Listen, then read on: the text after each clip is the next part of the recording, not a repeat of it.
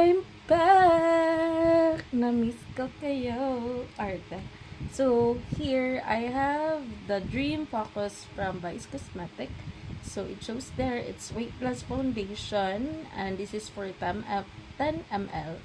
So, I've been using this. As you can see, na-open na siya for almost 2 days na. So, i-review natin. Pero, I really, gusto ko siya actually. And, nakakaganda siya sa face actually. So, papakita ko na lang sa inyo. As you can see, I don't have any foundation. So, ano lang yung ginamit ko kanina. Primer. So, let's watch. So, ako, pag magagamit ako ng any kind sa face ko, like foundation, skin tint, or sunscreen, lalagay ko muna siya sa kamay ko. So, yung una natin swatch dito sa kabila ko sa face sa kabila. As you can see, sobrang laki ng mukha ko. And I don't care. Basta ang ganda niya. Promise. Ang nabili ko lang to, it's 200 plus. Kasi nag-sale sila nung birthday niya. Birthday ni Vice Cosmetic. Diba? Natatakpan niya yung, and it's very lightweight. Ano talaga siya. Totoo talaga yung sinabi nila. Weightless foundation. So, yung ingredients nila, may aqua water, tapos, kayo na bahala. Charla. So, ayun. Very weightless. Ang gaan niya sa mukha. Hindi siya yung paglapat mo mainit, agad init. Ang ganda niya, actually. And, yeah, you can see, diba? Nakaver din niya yung eye bag ko na malaki. So, as you can see, hindi din siya nag-cake on my face. And yung, diba? This is the comparison. Yung wala. And ito yung meron. So, wag and it's really easy to blend actually. So, worth it yung price niya. And I guess meron silang malaki nito. Di ko lang na-explore yung store. But, it's worth the price. And, ang daming sales, especially on payday. And 11/11, you can grab this. And, perfect siyang combination sa, wait lang. Diyan lang. Sa, anong tawag doon? Wait lang. Tapusin ko lang to, tapos pakita ko yung finished product.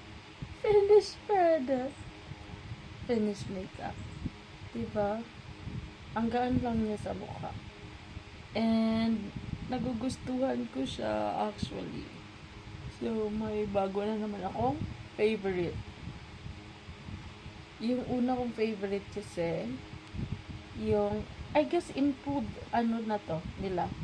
Improved na foundation. Akakala ko nga dati, siya, yung hindi ko pa siya nabili. Skin tint.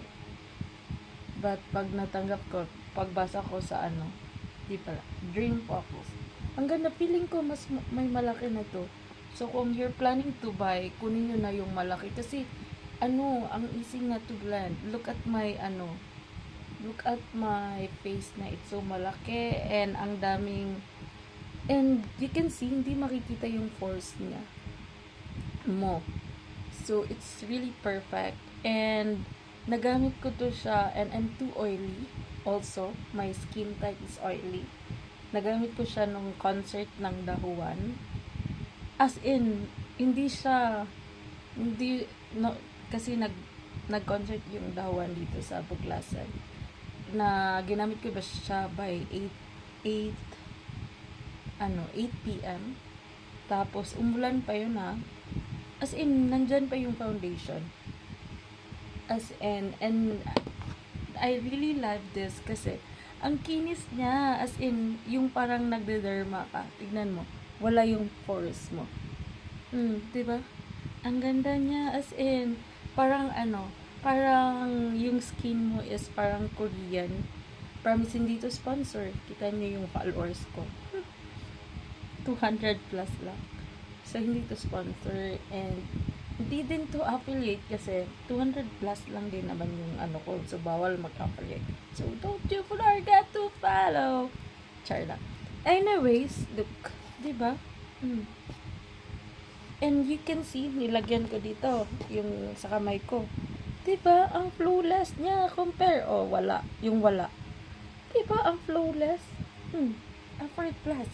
So, kung gusto niyo yung skin na yung glass skin. Ito na yung kasagutan ng lahat. So, yun lang. Tapusin ko lang. Bye! Diba? Nagbabay na ako pero gusto ko pa rin siya ipakita. You can see that. Diba?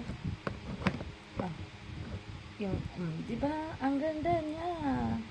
As in, hindi siya masyadong, kasi weightless foundation siya. Pero natatakpan niya talaga yung dapat takpan. As in, ang gaan niya, hindi siya mainit sa mukha. Paulit-ulit ko nang sinabi. And I really recommend this to you guys. It's really nice.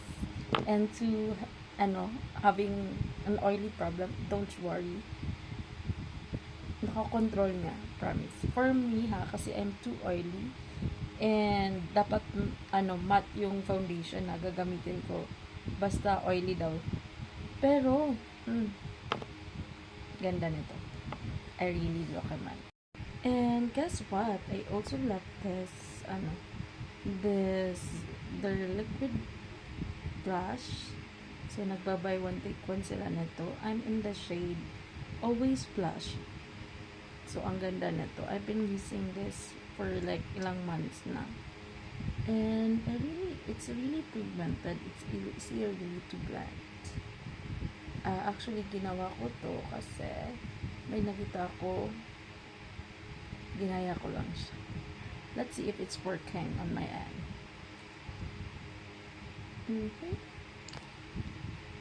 So, yun lang. So, here's my final look. Simple lang ang ating makeup for today.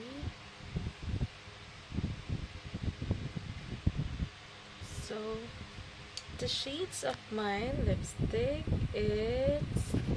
So, ito. It's, siya, multi 3-in-1 na siya. Pwede siyang cheeks, eyes, and lips. Tapos, nag-lip gloss lang ako. Diba? 4 na lang atake natin for today's video. Yan lang. Ganda. I feel like I'm beautiful today. Ready na po ako thank you for calling. I like my nose.